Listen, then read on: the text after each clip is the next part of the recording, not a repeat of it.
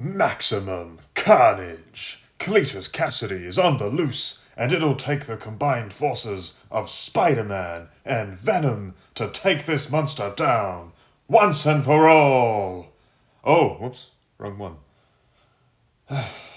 AEW Maximum Carnage, presumably a cruel joke at the promotion's expense after the past 6 months, hobbled along for both this week's Dynamite and its Collision. You might remember Collision.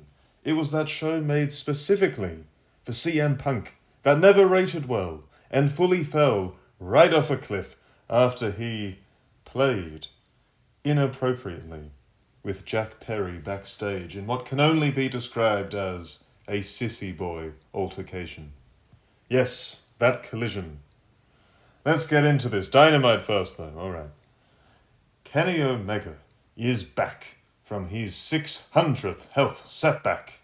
Earlier this month, he did a pretty good match with Gabe Kidd, who, if I'm not careful, it sounds like I'm calling him Gay Kid. It was in New Japan, this match. They probably spent a bit too long on the outside, but the heat and energy of the bout was solid, fans were into it, and Omega showed he can still do those ridiculous, hard-bumping, over-the-top matches that made him a star in the land of the rising sun last decade. Here, in Dynamite, Kenny Omega worked with Brian Cage, a notorious steroid addict, who must get in all of his exact same spots in every match he does. Psychology be damned. Yeah, so obviously it probably goes without saying, Kenny Omega really carried this. And frankly, he bumped way too much, trying to make a career mid-carder look good in what's his first match back in many months for AEW. At one point, Kenny Omega went for a running knee and it borderline looked fake, like a shot from the Great Khali. Very disappointing, considering how explosive and convincing his V-trigger shots typically used to be. Oh, I guess in storyline, Kenny Omega's just forgotten about the hell the Young Bucks and Jack Perry and Kazuchika Okada put him through last year. Or maybe he's just embarrassed to work an angle with a bunch of smug, rating-sapping, manlet munchkins plus Okada. Who knows? Hard to say. After the bout, Will Ospreay ran out to help Omega fend off Don Callis and friends. You know, this Kenny Omega, he's not bad. I know he has his flaws and his haters, and he did a lot of weird stuff in DDT, but I'll tell you what, the guy is very, very rarely boring. Will Ospreay is also pretty good, does exciting stuff in the ring. He's just tragically cursed with an Essex accent. It's a hell of an affliction, that one, hard to overcome. Takeshita, he rules, probably bell for bell, the best wrestler in AEW right now. Kyle Fletcher, though, he's okay in the ring, but frankly, he's a bit of a whiny-voiced twink, even with the recent bulk up. The latest, frankly, of Tony Khan's long-running twink obsession to get a big push, and he is simply not on the other three's level in presence, star power, or overall ability. Too pushed, too soon, just like Daniel Garcia and the dreaded Wheeler Yuta before him. So Chris Jericho, he hobbles on out, old as the day is long, like Demi Moore in the last half hour of The Substance. He goes for the cheap heat. He did some rhyming like a nursery kid or something. No one in the crowd was feeling it, I wasn't either. This guy was an icon in the smark world for years, and well liked by casual fans too. Seeing him become such a joke this decade has been a fascinating study in ego, delusion, and the wear and tear of aging in a dangerous, hard-hitting medium like professional wrestling. The Hurt Syndicate did their thing, MVPs hitting the ring and they're taking on Mark Briscoe, who probably, maybe, could have been a huge babyface for AEW after the Jay Briscoe tragedy. But instead he was jobbed out in Ring of Honor for a year or so before getting a token run with the Ring of Honor top belt. And he was tagging with Private Party, who have never gotten over in the way they were expected to when AEW first launched. Very bland team. Bobby Lashley and Shelton Benjamin have barely missed a step over the years, both still in great shape, still nailing their spots, still doing their thing, well into middle age. It's quite impressive. But this rerun of the Hurt Business, while not offensively bad by any stretch, isn't exactly setting the world on fire either. The original Hurt Business was one of the few bright spots of pandemic-era WWE, one of the worst things ever. And it's never sat right with many fans, myself included, that they were split up so needlessly right as crowds were gearing up to return. Regardless, there's not nearly as much heat here as there could be, and the team really need to do themselves a favour and get another member to fill the Cedric Alexander spot. Maybe Ricochet, with where he's going at the moment, but we'll see. Speaking of Ricochet, credit to him and AEW's booking team, aka just Tony Khan, with some White Claw and a little bit of the old nose candy, for realising what an insufferable tool Ricochet is on social media, and turning it into a gimmick. He comes out, he's all full of himself, he's getting a little bit of heat. The AEW fans these days, they're just not very enthusiastic. He's dressed quite well too, to be fair. And he does his thing, he's awkward, he's annoying. It's actually pretty funny now that it's almost deliberate. He's still a terrible actor, but now that they're leaning into it. Unfortunately, though, he's flippy-floppy ring style, it still blows. It's athletic, sure, but, it's illogical. And him challenging for New Japan's top belt recently was a disgrace. An absolute disgrace. Wrestling that insipid British vegan Zack Sabre Jr. That man might be the death of New Japan. He could be what barnacles are to boats for Japanese wrestling. Shocking. Just shocking stuff. Anyways, for Ricochet, though, this heel character is a slight improvement. Swerve Strickland, he comes out to keep their feud moving, and it's very odd with Swerve Strickland. He was a runaway hit with fans as a heel. Now he's the babyface, who gets beaten up all the time, and seems to lose every feud he's in. Really big drop-off for a guy who seemed to be going places when he won the world title last year. Jeff Jarrett is retiring soon. Good wrestler, very good.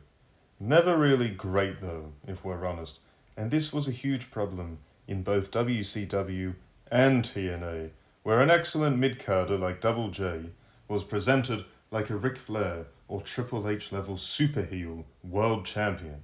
In AEW though, he's been pretty entertaining in a very silly kind of way, and it's nice to see him getting some fan support as he winds his career down.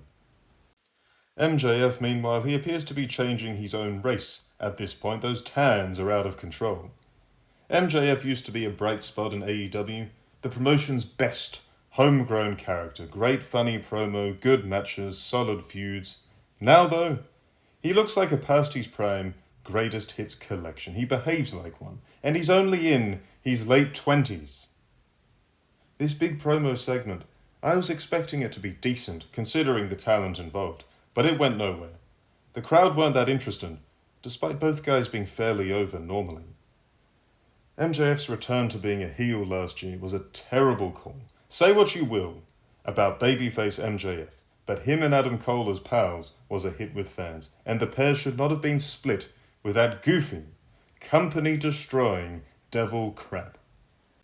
It's funny because they built most of their first Wembley show around those two, their friendship, their dynamic, their title match. And then it turned into the worst angle in the promotion's history. Almost as big a bag fumble as the stupidity that happened with CM Punk while he was there. Anyways, this main angle right now, MJF Jarrett, it's not really going anywhere. The idea is presumably to build more cheap heat for MJF, but even that side of his character has gotten very stale. And speaking of cheap heat, the king of cheap heat, much better than MJF, was also on this show. Christian Cage. Christian Cage, let me tell you, Christian Cage rules. Here's some positivity for you. This guy has still got it. I think he's 51 now. He was always better than Edge. Yeah. Better than Edge, you heard me properly. And his idiotic patriarch character. Maybe it's a little stale now, he's been doing it for a little while, but there's still a lot of entertainment value here, and it stands out on a roster so painfully lacking in charismatic workers right now. Hook and Captain Brain Damage himself, the man who, according to known journalistic genius Dave Meltzer, had his whole brain removed and then put back in for surgery, because that's how surgery works. The man who infamously forgot wrestling is a work several times, costing himself his own career for several years in the process. Katsuyori Shibata. Both of them, Hook and Katsuyori Shibata, were in the house. A team where neither man can talk at all. At least Shibata has the language excuse. I don't know what the problem with Hook is. What kind of logic is that? 2 mutes. Both of these guys need a mouthpiece. Desperately, and not Taz, someone else. Unfortunately, once again, Tony Khan's favourite thing in the world, the Twink division, got involved here with Kip Sabian and Nick Wayne. Oh my goodness. Oh, and Hook. Actually, come to think of it, he would belong in this division a bit too. These guys don't belong on a show that's meant to be big like this. Call me a jerk if you want. They suck. They do not look like wrestlers at all. I never want to see anyone on screen who I think I could maybe, just maybe, take in a fight. Okay? Never. That's not wrestling. British people should never think this when watching American wrestling. Ever. Fortunately, a real man ran in at the end. Samoa Joe. What a great wrestler. It's a shame that LOL TNA stole his prime years, having him get kidnapped, having him put on ridiculous face paint. And it's also a shame that injury derailed this guy's momentum time and again, especially in WWE. Still a great wrestler, but he should have been America's Shinya Hashimoto. He never quite got there. But he is a proper tough guy, with some intensity, who can work the mic. Can't complain about a Samoa Joe appearance, the show needs him. Women's Battle Royal. I think it's fair to say Toni Storm in many ways is AEW's main character in the women's division, or at least one of the main contenders for that spot. She was doing that very over-the-top Sunset Boulevard gimmick last year. It stood out a lot. Very silly, but distinctive, colourful, something people were talking about. She has a blood feud with Mariah May heading into last year's Wembley show. She loses her title, and now she seems to have amnesia. She's like Jason Bourne or something. She's a rookie. I don't even know. It's quite stupid, to be honest. But then again, to be fair, it is more compelling than any women's angle in WWE right now. So that is something. At least they're trying to entertain. They've both got some personality. Battle Royal was, whatever. Those types of matches always follow a certain formula. Storm winning was obvious, given they have an Australia-based episode coming up. Good grief, have you been keeping track of this Australia debacle in AEW? I'm not even sure Warner Brothers is aware of what's going on. I'm not even sure Tony Khan really knows what's happening there anymore. But when this episode does hit, this televised Grand Slam taping that's not a pay-per-view, expect Kyle Fletcher to do something big on it too, for the 10 to 12 Australian people who will be in the audience. And the main event, oh my goodness. Right, look, I like Powerhouse Hobbs. I've said it before. This guy could be a top dog. This is actually one AEW star who maybe would be better off in WWE.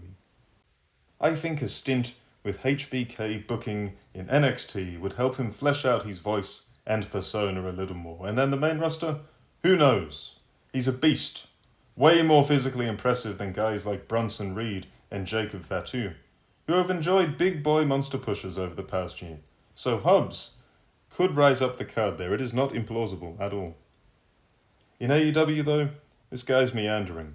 He's twiddling his thumbs, going from one poorly booked heel or face turn to the next. The time for the beginning of a big push was 2023, but even then, he's been made to look like a clown in AEW. Too many jobs, losing to mascots half his size like Orange Cassidy. And it's damaged him. His kayfabe credibility may just never hit right again in this promotion. And Jon Moxley, well, I'll tell you what. This Death Riders angle has left people literally begging Tony Khan to end this Death Riders angle. You have these poor, sad fans. They're obsessed with AEW. They love it. They want it to be huge. And they're straight up begging the boss on X, please, Tony, end this trash. And who can blame them? The Death Riders are awful. They are tasteless nonsense. They tried to murder Orange Cassidy with window cleaning. I can understand the temptation, but still. And they tried to make Bryan Danielson a Christopher Reeve situation. I know wrestling is silly and fantastical, and that's fine. But if this is a sporting contest, if this is meant to have a sports feel and presentation, these guys are going to prison, and Jon Moxley is going to learn what a real tough guy is. I hope he doesn't drop the soap.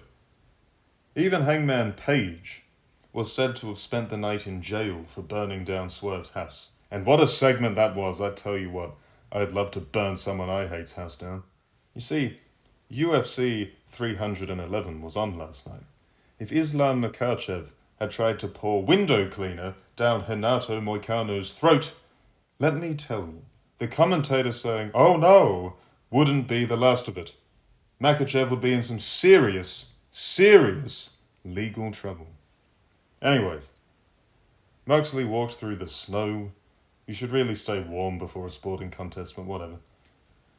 Hobbs was allowed to look tough opposite the endless Death Rider shenanigans. It's like New Japan's House of Torture stuff here. Hobbs channeled his inner Iron Mike and bit Moxley's ear for some reason, just so Moxley could bleed. I think that's what turns him on or something. And why exactly an aptly named Powerhouse has to resort to biting a man who is smaller, weaker, and more cumbersome than him is anyone's guess. There were some decent sequences near the end of this match, but the result, it was never in doubt, no matter how close the near falls got. Hobbs was never walking away with the belt. They're probably waiting for Darby Allin to come back from Everest, if he does, before moving on from Jon Moxley, at this rate. Hobbs survived all manner of stuff before the Bulldog choke put him to sleep. The Death Riders, again, they try and end a man's career like it's no biggie right afterwards. Pillmanizing Hobbs's leg before Cope. Old man Cope, what a name. Back from his latest career-ending injury. And AEW resident bootlicking team FTR, aka Find the Remote, ran out way too late to make the save. They just waited for this guy to get beaten half to death and crippled, and then came out to look like they cared when clearly, for some reason, they want Hobbs out of the picture too. That was Dynamite. Would you look at that? Collision. A few days later. Maximum content, more like. Let's crack on. Collision. Cope. Let's just stop and think about that. Rated R superstar. Cope. I suppose it does fit with the amount of coping old Adam's done in AEW, from DMing fans to tell them off, to acting like the TNT title's a world title. I don't think so, buddy. Yeah, TNT title's prestigious, and you know I'm jacked, like Dwayne Johnson. Keep dreaming. Powerhouse Hobbs is a cripple now because of Dynamite. Way to really make him look strong there. And he said, this is quite good, I like this, he said he's going to kick some ass. I assume he was roasting himself, given he has a bum leg now and throwing kicks is out of the question. No one wrote that line for him seriously and thought it would be cool, surely. No, it has to be a joke.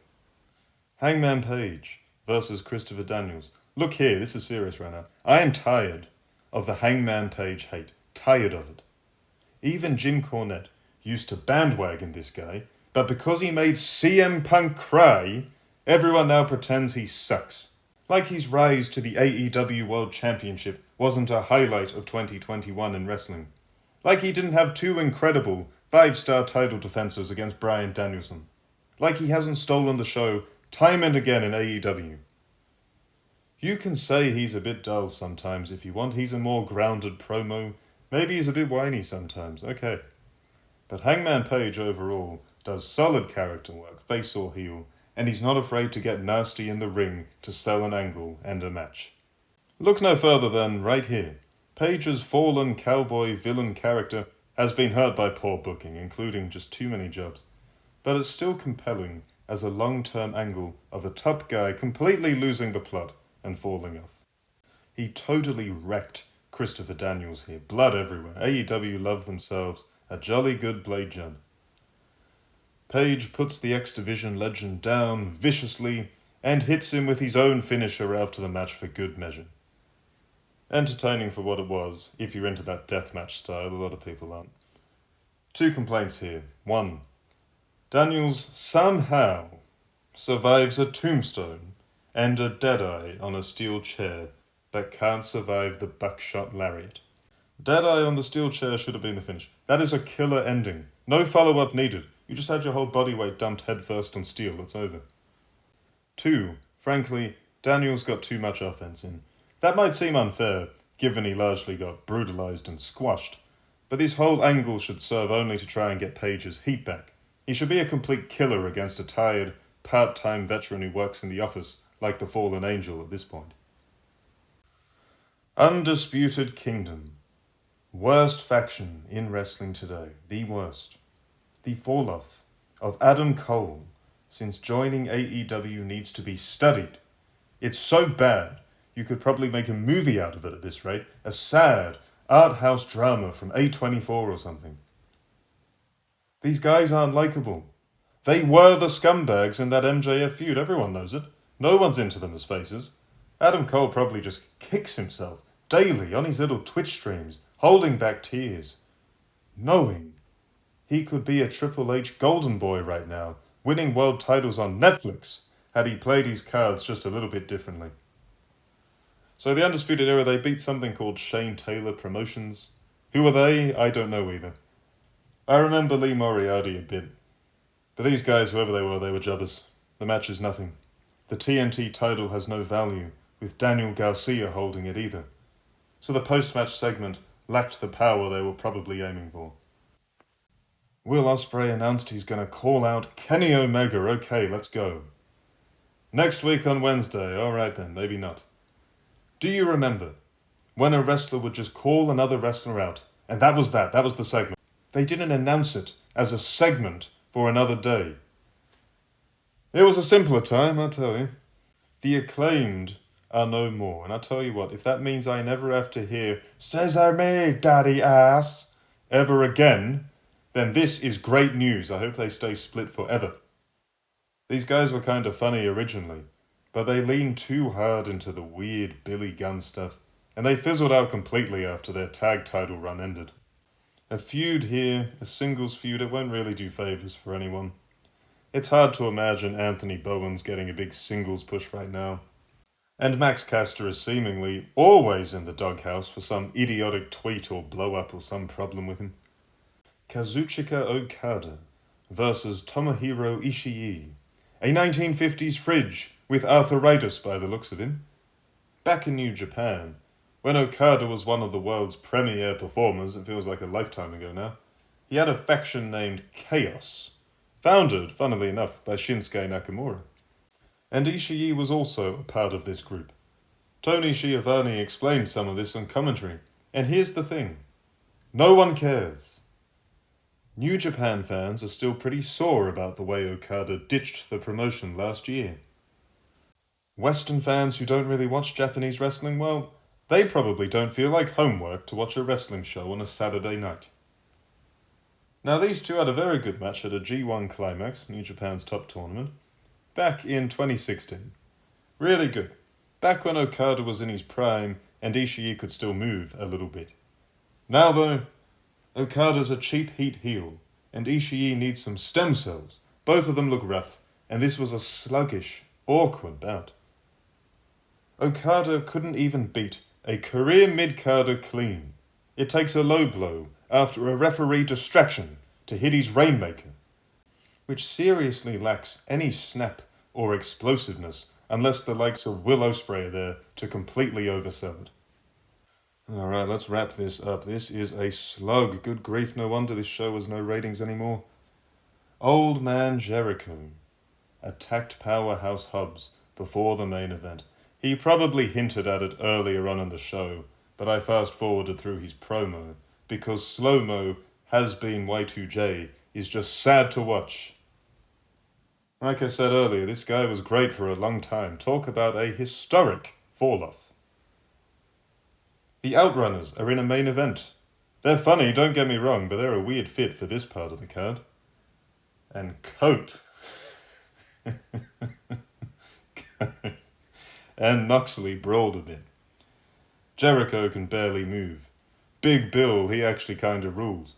I can't believe how good this guy's become in recent years. It's a whole other man to Big Cass back in the day. It's amazing. he's getting completely wasted as Jericho's giant henchman. There's a lot of chaos and shenanigans in this match. It's not that interesting, though. It's hectic, sure, but is the heat really there? No, not particularly. And then Hobbs' music hits. Big star moment, kind of. Look, at a glance, it's good what they're going for. They're pushing a promising babyface talent who is homegrown. Injured Hobbs storming out, putting the beating on the bad guys even with his injury, and actually winning the match for his team was great. I'm all for pushing someone like Powerhouse Hobbs, and if this was the start of him getting another bout with Moxley where he actually wins the title, cool. Let's see what he can do. Let's see what a homegrown, in their prime talent with AEW's top belt can do. Great. The problem is, Powerhouse Hobbs got jumped by Chris Jericho before the match, who is now combining forces with Jon Moxley. It's like the Batman and Superman of ensuring people don't watch your show. Chris Jericho and the Death Riders. Two things many fans are tired of. Joining forces at the top of the card. Whose idea was this? It's tone deaf. Fans clearly want something new. And hey, look, it could be guys like Powerhouse Hobbs. It could be guys like Darby Allin. But you know, Hobbs is now going to get stuck in the Jericho vortex for a while. The heat sapper. When Adam Cole came back as a babyface to a huge ovation, Jericho ate all of his heat. Same goes for Eddie Kingston before that. Jericho, he basically throws them to the floor and feeds off them. He sucks all the heat right out of their chest, just like Nosferatu. Hobbs will most likely be next, unfortunately. Also, Cope. Imagine going through life being called Cope. Can pretend he's some kind of uber tough guy, and not the serial cheat, cowardly heel who married Vicky Guerrero, banged Lita, stole world titles, and all that other stuff he used to get up to in his prime in WWE. Cope! Indeed. This guy is coping hard with the fact his whole return to wrestling this decade has been a flop across 2 promotions. And feuding with the wannabe romper stomper American History X champ is not going to fix things. Disappointing. Very disappointing. You see, American wrestling is always much better when there's at least 2 big promotions. AEW in 2021 and the first half of 2022 seem to be on the way, slowly but surely. Now though, it's got the budget of a big promotion, I'll give it that. But it's got the public interest of an indie. No hype, no buzz, and a world champion that is pushing people to watch anything but him every week. It's a worrying place to be in if you're Tony Khan and friends.